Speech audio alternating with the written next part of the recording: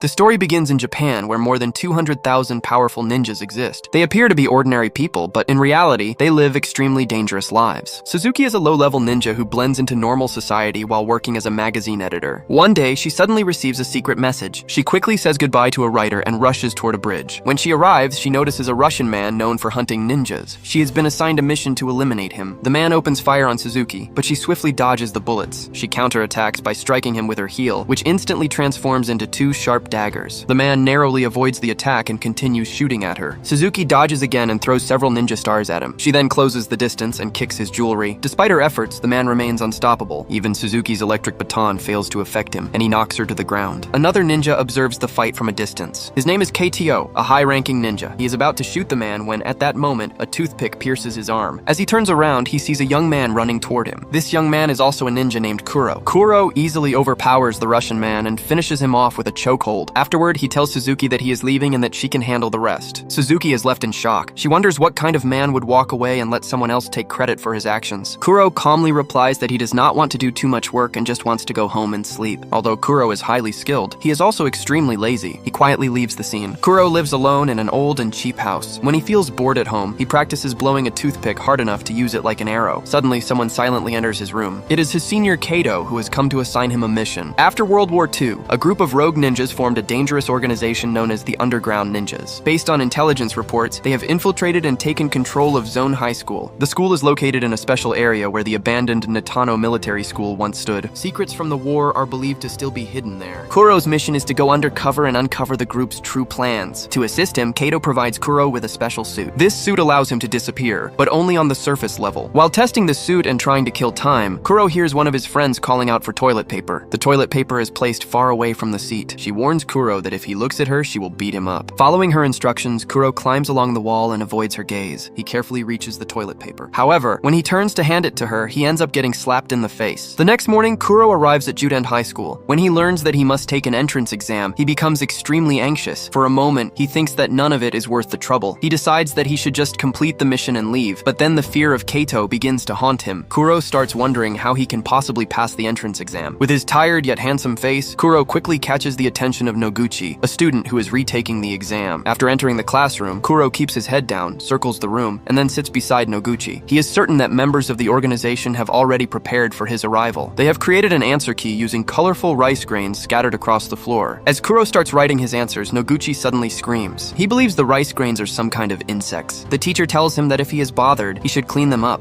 Kuro realizes that something must be done. She drops her eraser, bends down to pick it up, and cleverly loads a paper ball into a straw. She then shoots it toward Noguchi. Noguchi screams that someone has just touched her. She even begins accusing the teacher of being a perverted old man. The teacher responds calmly, saying that he does not have arms that long. While the argument continues, Kuro rapidly fills in one answer sheet after another. Before he can complete the math exam, the teacher rushes toward Noguchi and kicks the rice grains across the floor. With no other option left, Kuro starts acting dramatically and urinates on the spot. He begins crying and claims that he was so nervous about the exam that he drank too much water. The teacher calms her down and explains that the exam is only a formality. He assures her that even a blank paper would be enough to pass. Wanting to learn more about the school, Kuro waits for Noguchi on the way back. They begin walking home together. Since Kuro's house comes first, he invites Noguchi to visit for dinner sometime. Noguchi hesitates but eventually agrees. They reach the rooftop of his house and continue talking. Noguchi mentions that some troublesome students in their class often tease him. He talks about a friend named Ada. The teasing became so severe that Ada eventually stopped coming to school. Noguchi also reveals that there are secret tunnels beneath the school. These tunnels date back to World War II. They once connected to a special military base used during the era of ninjas. Kuro realizes that the underground ninja group may be targeting this hidden base. As the sun begins to set, Noguchi says that she should head home. Suddenly, she slips from the rooftop and starts to fall. Before she can hit the ground, Kuro leaps forward and catches her. As they fall, the safety system in Kuro's suit activates and turns into a cushion. Noguchi screams, faints with her mouth wide open, and loses consciousness. Kuro then takes her safely back home. That same night, a reckless boy tries to fly a drone near the bathroom of their neighbor, Kawato. He does not realize that Kuro is sitting there wearing his invisible suit. Kuro uses his special electric baton to shock the boy. It turns out that the boy is Ida, a friend of Noguchi. Kuro forces him to apologize to Kawato. The next day, he takes Ida to school. Kuro assures him that he will protect him. However, he also warns that Ida will have to pay a fine of 500 rupees every day. As soon as they reach the school, the boys start harassing Ida again. This time, however, they have chosen the wrong moment because Kuro is also there. Kuro hooks Ida's leg with his foot and slams into the other boy. The boy jumps in pain and stumbles back. Ida has no idea what just happened. Kuro calmly walks away and takes a seat in the back row. Kuro. He realizes that he has forgotten his book. Sato, the girl sitting beside him, offers him hers. Noguchi watches the scene with clear envy. Suddenly, a red laser light appears on Kuro's face. This laser is actually a secret signal used by ninjas to communicate. Kuro immediately stands up and leaves the classroom. On the rooftop, he meets a boy named Shion. Shion is a high-ranking ninja. He was also present on the day Kuro dealt with the Russian man. Before Shion could step into that fight, Kuro had already intervened. Like Ida, Shion is an undercover ninja at the school. His mission is to identify members of the underground ninja group. There is also another ninja living in disguise at the school. He is currently serving as the discipline director. The director tells Kuro to meet him in the boiler room after class and then disappears. Soon after, Kuro notices that Ida is being bullied again. Kuro activates his ability and vanishes from sight. He reappears wearing a box over his head. One of the boys kicks him to see who he is, but instead falls to the ground. Kuro first sets a trap and then moves behind Ida. He grabs Ida's arm and uses it to deliver a powerful punch to the other boy. This ensures that the credit goes to Ida, not to Kuro. Later, Kuro goes to the boiler room to meet the discipline director. Without warning, the director pulls out a sword and attacks him. Both of them mistakenly believe the other is part of the underground ninja group. Kuro counters every strike with precise and powerful moves. When he realizes that the director is not affiliated with the group, he warns him to stop. He claims that a satellite is locked onto the director and that he could end the fight instantly. The director laughs and thinks Kuro is bluffing. He believes a low-ranking ninja could never control a satellite. At that moment, a laser fires from the sky and slices the director's sword in half. The director immediately understands the situation and backs off. Kuro then leaves the room. As he steps outside, he notices Mitsuki, the most popular girl in his class, waiting for him. She gives him a strange smile and walks away without saying a word. At a nearby store, the sensor door opens and closes even though no one is visible. It appears as if something invisible has entered the shop. Moments later, items begin falling from the shelves. The woman inside tries to fight back. She is also a ninja. However, the invisible man kills her. Suzuki receives a message informing her that her mentor, a fellow ninja, has been murdered. Soon after, Suzuki herself is attacked. She realizes that the attacker must be from the underground ninja group. Only they possess a suit that allows complete invisibility. Her own suit can only make her partially vanish. Later, as Sato is walking home from school, the same man grabs her. Suzuki warns him not to harm civilians. The man coldly replies that Suzuki's death is not written there. He says it is written at Kodan High School. Meanwhile, Noguchi sits alone in her room, lost in thoughts about Kuro. For the past few days, she has been unable to get him out of her mind. She keeps dreaming of a happy life with him. One night, she suddenly sees Kuro sitting beside her bed, silently staring at her. Kuro tells her that a ninja working at a store has been killed. He warns her that an underground ninja group may be planning an attack. A violent clash is about to break out at their school. Kuro tells Noguchi not to come to school for the next few days. Without saying anything more, he jumps out of the window and disappears. The scene then shifts to a man running as if he is being hunted. Suddenly, a ninja star chases him through the air. At the first opening, it pierces his leg and he collapses to the ground. The man's name is Saruta. He was once a ninja from Kuro's team, known as Nin, but he has since left the group. The invisible figure pursuing him offers him a choice. He asks Saruta if he wants to join the underground ninjas. Saruta immediately agrees, saying that he enjoys killing people. He demands to know who the next target is.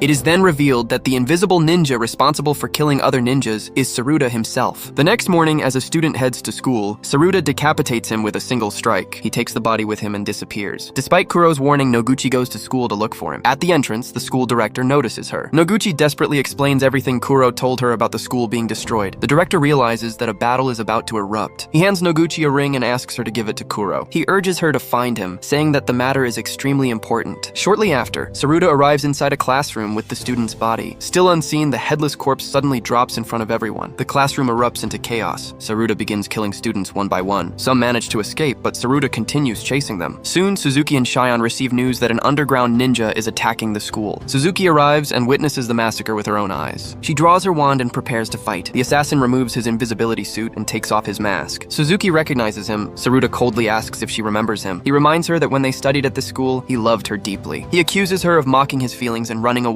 Consumed by anger and hatred, Saruta shows no mercy. The two clash in a brutal fight. Suzuki gains the upper hand and moves close to victory. However, she fails to realize that Saruta's suit can absorb lightning attacks. Because of this, her wand has no effect on him. Just as Suzuki is about to be defeated, a man crashes through the glass. It is the same high-ranking ninja. Saruta immediately understands the situation. Facing him, Saruta knows he stands almost no chance. That is why he puts on his mask and quietly disappears. However, Kaido has no trouble dealing with this. He slashes his own arm at lightning speed and throws his blood towards Saruta Saruta. The blood stains Saruta's suit and reveals his invisible body. Kaito immediately attacks Saruta with his sword. Saruta's advanced suit suddenly inflates like a balloon and blocks the strike. Taking advantage of the moment, Saruta manages to escape. Meanwhile, Noguchi continues searching for Kuro. She suddenly runs into a panicked Ida. Ida tells her that he, Kuro, and another boy went into the tunnel area. There is a rumor that a hidden passage leads to an underground bunker. Ida explains that he and the other boy were too afraid to go inside. Now he is worried that Kuro may be in danger. At the same time, Kuro encounters a girl inside the tunnels. She is Mitsuki, the one who planned everything from the beginning. Mitsuki is far more powerful than Kuro ever imagined. Kuro throws a bomb at her in an attempt to stop her. Moments later, she is seen hanging from the wall by a single finger. Kuro then throws 2 high-voltage cables at her. She catches them with her bare hands as if electricity has no effect on her. Elsewhere in the school, Saruta continues wandering through the corridors. Suddenly, Shion appears in front of him. Shion draws his sword and begins confronting Saruta with incredible speed and skill. He cleverly scatters broken glass across the floor. This allows him to track Saruta's movements by sound. Even his teddy bear helps pinpoint Saruta's exact location. Shion manages to pin Saruta against a wall. Saruta would have been killed by a satellite strike within seconds. However, he escapes at the very last moment. Shion chases Saruta and catches up with him on the rooftop. He delivers a powerful sword strike, but only Saruta's empty suit remains behind. Saruta suddenly attacks Shion from behind. Shion tries to evade the surprise assault, but his sword snaps in half. Although Shion is the more skilled fighter, the underground ninjas possess superior weapons. During the struggle, Shion suffers a critical wound to his shoulder. Wounded and terrified, he can only defend himself with half of his broken sword. He is on the verge of defeat. At that moment, Kaido arrives and turns the situation around. He drives his sword straight through Saruta's body. Saruta's rampage finally comes to an end. Kaido saves Shion's life. Deep inside the tunnels, Kuro is losing his fight. He realizes that defeating Mitsuki is nearly impossible due to her overwhelming power. Still, Kuro wants to understand her true motive. He asks why she is doing all of this. Mitsuki finally reveals the truth. She deliberately spread false information to lure all the ninjas to the school. This allowed them to activate the laser satellite and locate its position. By hacking the data, they managed to pinpoint the satellite. Now one of their allies has already reached it. One of their special suits is even capable of functioning in space. As Mitsuki launches another deadly attack, Kuro struggles to defend himself. He barely withstands her immense strength. In reality, he is only buying time. He is waiting for his friends to arrive and save him. Just then, Noguchi arrives with Ida. Noguchi gives Kuro the ring that the discipline director told her to deliver. Kuro activates the ring and extends its antenna. At that moment, a drone arrives carrying a sword. Kuro grabs the sword, kicks Mitsuki into a cloud of dust, and looks for an opening. Soon, the two face each other in a fierce confrontation. Kuro quickly realizes that attacking Mitsuki head-on is a mistake. He understands that he must dodge and strike suddenly. His vanishing suit proves useless because it only hides his upper body. Even after activating it, Mitsuki can still see him clearly. Kuro keeps questioning how long he can survive fighting like this. Each attempt ends with him being overpowered. In the end, he accepts that he cannot win through normal means. Kuro realizes there is only one way to defeat Mitsuki. He launches a direct assault using a powerful technique. Putting his own life at risk, he charges forward without hesitation. Kuro's sword pierces straight through Mitsuki. At the same time, Mitsuki's blade strikes Kuro. Kuro forces Mitsuki back and she pulls the sword out. Mitsuki collapses to the ground. Kuro has reached his physical limit. Badly injured, he stumbles and falls. Noguchi rushes to him, lifts him up, and helps him escape. Meanwhile, a member of the underground ninja group infiltrates the satellite. He uploads a virus into the system and takes control of the laser network. With a single turn of the dial, the power is raised to maximum. The laser locks onto the school as its target. After expanding its output, the laser completely destroys the school. The massive explosion sends violent tremors through the underground bunker. The bunker begins to collapse, and the exit is far away. Noguchi and Kuro try to escape, but Kuro is critically injured. Fearing that he will not survive, Kuro removes his vanishing suit. He places it over Noguchi to protect her. Debris begins crashing down all around them. After some time, Noguchi emerges alone. She realizes that the special suit saved her life. Kuro sacrificed himself to save her and protect the world. However, at the end of the film, a final twist is revealed. Kuro's twin brother, Juro, appears for unknown reasons. He comes to meet Noguchi, leaving the story on a mysterious note. If you enjoyed the video, please like it and subscribe to the channel. See you in the next video.